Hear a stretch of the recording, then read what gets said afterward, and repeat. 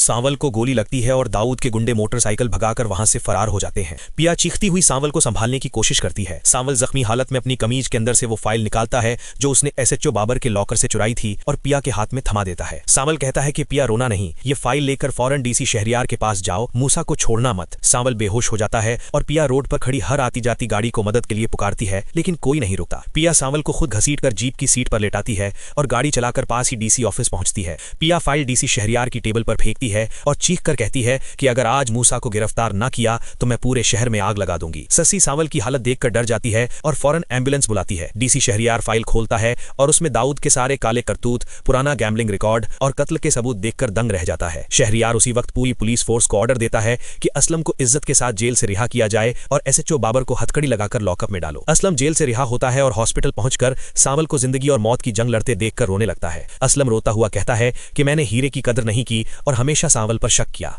इधर दाऊद यानी मूसा को लगता है कि सांवल मर चुका है। वो पिया के घर पहुंचता है और जकिया को धमकी देता है कि अब पिया की डोली मेरे घर उठेगी क्योंकि असलम जेल में है और सांवल मर गया। दाऊद जबरदस्ती घर में दाखिल होता है कि तभी वहां आलियार पहुंच जाता है और अपने बाप पर पिस्तौल तान देता है। आलियार चीख कर कहता है कि डैड, आप एक कातिल हैं, मैंने अपनी आंखों से आपके गुंडों को सांवल पर गोली चलाते देखा है। आलियार दाऊद को जोरदार धक्का देता है और कहता है कि आज से मेरा और आपका रिश्ता खत्म। आलियार अपनी मां शाइस्ता का हाथ पकड़ता है और उन्हें दाऊद के पास से हटाकर ले जाता है। दाऊद गुस्से में पागल होकर निसार को फोन करता है कि हॉस्पिटल पर हमला करो और सांवल को जिंदा मत छोड़ना। निसार और दाऊद के गुंडे हॉस्पिटल पहुंचते हैं और कॉरिडोर में फायरिंग शुरू कर देते हैं। सांवल के अड्डे के लड़के और टीपू वहां पहले से डंडे और हथियार लेकर खड़े होते हैं। टीपू और दाऊद के गुंडों के बीच हॉस्पिटल में शदीद लड़ाई शुरू हो जाती है। टीपू दाऊद के एक गुंडे को गार्डन में घसीट कर ले जाता है और उसकी इतनी पिटाई करता है कि वो बेहोश हो जाता है। डीसी शहरियार पूरी पुलिस फोर्स के साथ बंगला पर छापा मारता है, लेकिन दाऊद वहां से भागकर हॉस्पिटल पहुंच जाता है। दाऊद हॉस्पिटल में पिया को किडनैप करने की कोशिश करता है, लेकिन असलम रास्ता रोक लेता है। असलम दाऊद के मुंह पर थप्पड़ मारता है और कहता है कि मूसा,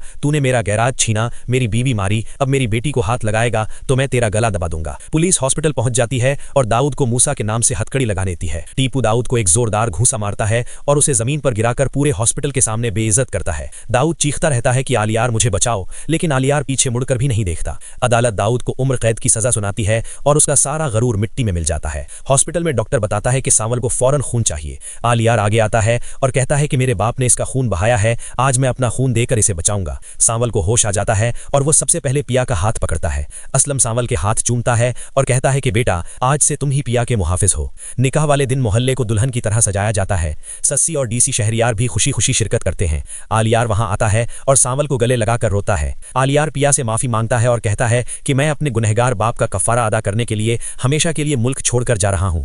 आलियार रोता हुआ एयरपोर्ट रवाना हो जाता है। मौलवी साहब आते हैं और सांवल और पिया का निकाह पढ़ाते हैं। सांवल और पिया हमेशा के लिए एक हो जाते हैं और मोहल्ले में खुशियों का जश्न मनाया जाता है। दाऊद जेल की सलाखों के पीछे अकेला रह जाता है और पिया सांवल अपनी नई जिंदगी का आगाज करते हैं। अगर आप सांवल और पिया की आगे की कहानी देखना चाहते हैं तो हमारे चैनल को लाइक, सब्सक्राइब और शेयर जरूर करें।